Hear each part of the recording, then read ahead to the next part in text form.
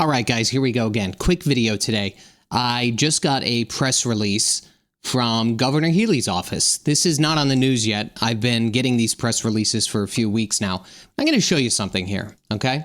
So, it says, number of families in shelters fall below 5,000 following Governor Healey's reforms. I promise you, I absolutely promise you that the news is going to spin the hell out of this. And I'll explain why in a minute. So it goes for immediate release. Number of families in shelters falls below 5,000 following Governor Healey's reforms.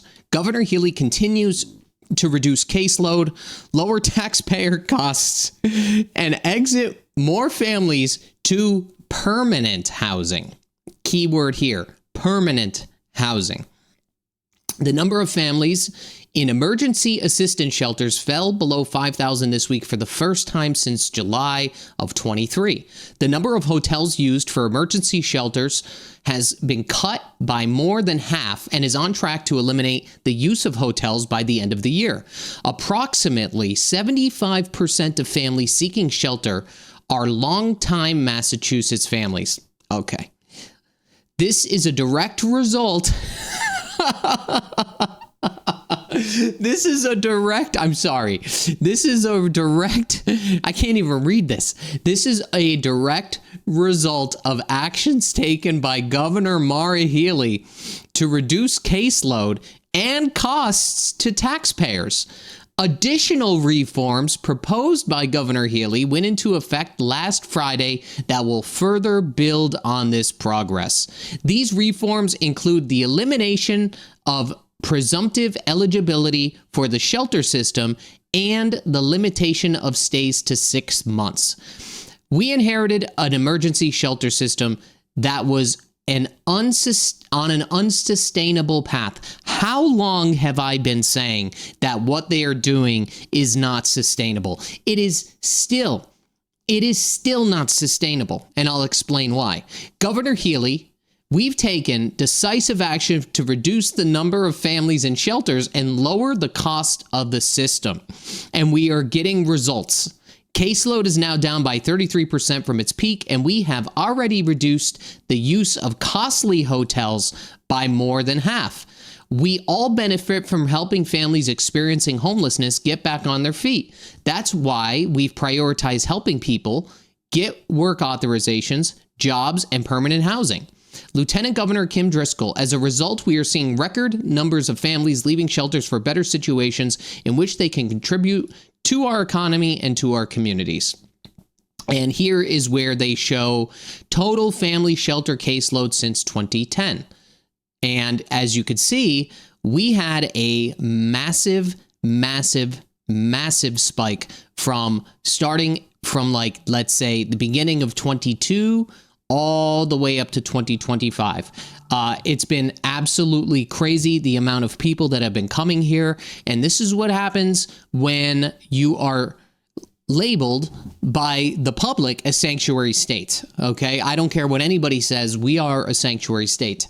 The family shelter system provides emergency shelter and rehousing to families with children and pregnant women living in Massachusetts.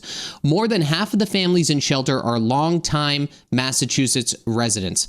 I would love to see what they consider longtime, because as you could see here, I would think that the majority of this chart here, this would be retaining long-term residents. So if the people from like here to potentially, I don't know, maybe in this direction here got out of emergency shelter systems, I think that's okay. But anything that happened from here on out, that was during the Biden administration when we had massive amounts of people flooding into our state. So they wanted to curb this because it was costing the taxpayer and the state a ton of money. The family shelter system provides emergency. Okay, we read that. More than half of the families in the shelter are long-term residents. Since the start of 2025, double the number of families have exited shelters, approximately 2,100, that have entered the shelters, approximately 1,000. Caseload is expected to drop further as exits continue to outpace placements. The reason why that's happening Could you imagine just for a second, if Biden was still in office, what would, number one, this country look like? And number two, what would our state look like? They are already spending billions upon billions of dollars. Billions upon billions. If we kept having people, I've been saying this for a long time, if we kept having people come in illegally, we would be in a position where we are bankrupt. I mean, literally, the country. It's insane. Caseload is expected to drop further as exits continue to outpace placements. Hotel shelters are closed by the end of the year, and families are provided with appropriate support through the new 2-track needs-based shelter model. What's this? Oh, hang on one second. I know you can't see this very well. I'm going to fix that in a second. Here we go. All right. I searched for a word and I found the word. Let me move this over for you. Hold on. Here we go. There it is. You see this? The rapid shelter track involves thousands of families who have strengths and needs that position them to rapidly find self-sufficient permanent housing. They will be offered 30 days intensive support at temporary centers to receive assistance with transitioning quickly to stable permanent housing. Available through Homebase. Let's do another word search. Okay, not Raft. This Homebase program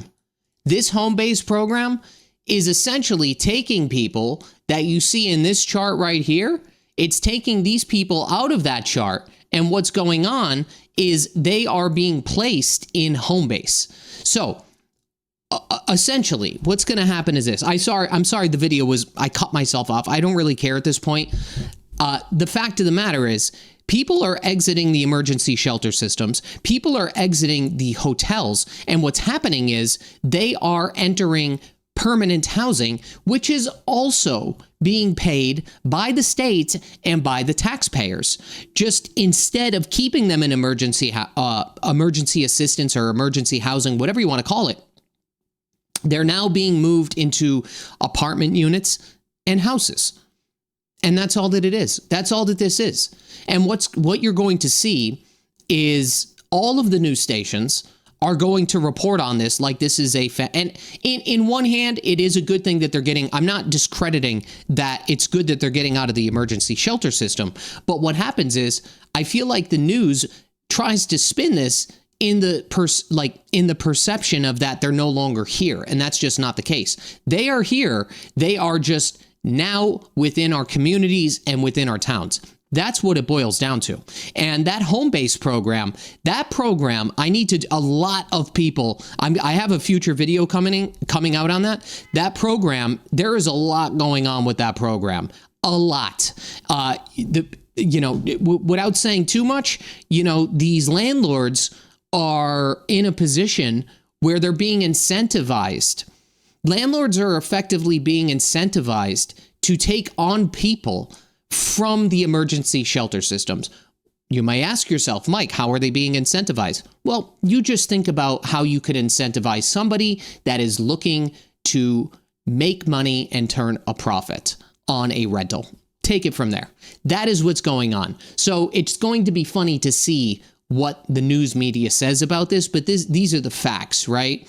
These are the facts. The more you dig into this stuff, the more you realize that it's just it's fluff, right? That's all it is. It's fluff. So anyway, apologize for the messed up video today, guys. I do have to run. I have the podcast today. And yeah, that's it. I'll see you on the next one. Bye-bye.